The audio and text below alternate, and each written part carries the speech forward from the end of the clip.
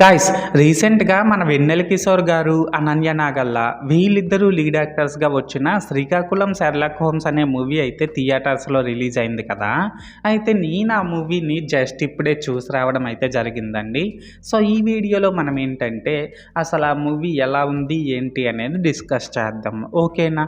అయితే ఇక్కడ first of all spoilers లేకుండా బేసిక్‌గా స్టోరీ లైన్ ఏంటంటే గైస్, ఒక మర్డర్ మిస్టరీని ఈ మూవీలో డిటెక్టివ్ అయినటువంటి మన హీరో 'వెన్నెల కిషోర్' గారు ఫన్నీ వేలో ఎలా సాల్వ్ చేస్తారు, అసలు ఆ మర్డర్‌ని ఎవరు చేశారు, ఎందుకు చేశారు, అండ్ అంతేకాకుండా ఆ తరువాత అసలు ఏం జరగబోతుంది అనేది మనమైతే మూవీలో చూడాల్సి ఉంటుందన్నమాట.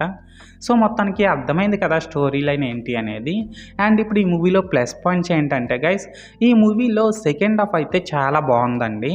ఎస్పెషల్లీ మూవీ లాస్ట్ 30 మినిట్స్‌లో దీని డైరెక్టర్ ఏదైతే చెప్పాలనుకున్నారో దాన్ని పర్ఫెక్ట్‌గా చెప్పారు.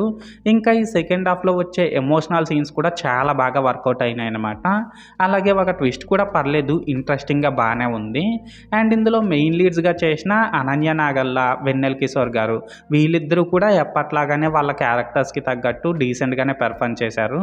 అలాగే ఇందులో యాక్ట్ చేసిన మిగిలిన యాక్టర్స్ అందరూ కూడా పర్లేదు, వాళ్ళ క్యారెక్టర్స్‌కి తగ్గట్టు బాగానే పెర్ఫార్మ్ చేశారు. లాస్ట్‌గా ఏంటంటే ఇందులో బీజీఎం అయితే స్టోరీకి బాగానే యాప్ట్ అయిందండి. అలాగే సాంగ్స్ కూడా పర్లేదు, వినడానికి బాగానే ఉన్నాయి.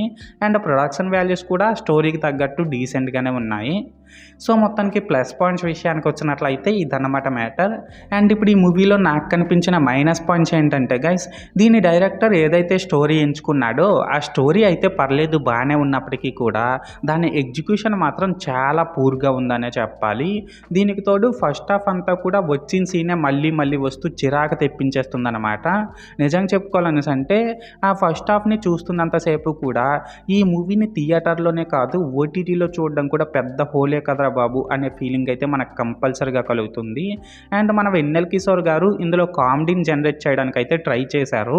బట్ అది కూడా ఏమాత్రం వర్కౌట్ అవ్వలేదనే చెప్పాలి. మెయిన్‌గా ఏంటంటే గైస్, ఈ తెలుగు మూవీకి తెలుగు డబ్బింగ్ కూడా పర్ఫెక్ట్‌గా సెట్ అవ్వలేదు. ఈ మూవీని చూస్తున్నంత సేపు కూడా మనం ఏదో తమిళ్ మూవీనో, మలయాళం మూవీనో తెలుగు డబ్బింగ్‌లో చూస్తున్న ఫీలింగ్ అయితే మనకు కంపల్సరీగా కలుగుతుంది. అలాగే ఈ మూవీ సెకండ్ హాఫ్‌లో ఒక ఐటెమ్ సాంగ్ అయితే వస్తుంది. బట్ అది ఎందుకు వచ్చిందో, దాని పర్పస్ ఏంటో అనేది మనకెవ్వరికీ అర్థం కాదు. పోనీ ఆ సాంగ్ అయినా బాగుందా అంటే అది కూడా లేదనమాట. లాస్ట్‌గా ఏంటంటే ఈ మూవీలో శ్రీకాకుళం స్లాంగ్‌ని యూజ్ చేసి కామెడీని జనరేట్ చేద్దామని ఆ స్లాంగ్‌నే గబ్బు గబ్బు చేసేసారనమాట. సో, ఇది కూడా ఈ మూవీకి పెద్ద మైనస్ అయిందనే చెప్పాలి. సో, మొత్తానికి మైనస్ పాయింట్స్ విషయానికి వచ్చినట్లయితే ఇదన్నమాట మ్యాటర్.